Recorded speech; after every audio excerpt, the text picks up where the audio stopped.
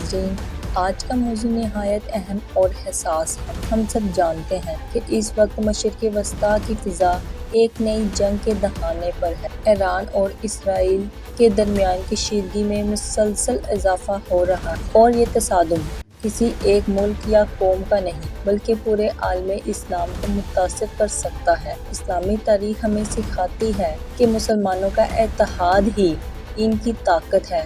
قرآن کریم فرماتا ہے، اور سب مل کر اللہ کی رسی کو مضبوطی سے تھام لو اور تفرقہ نہ ڈالو۔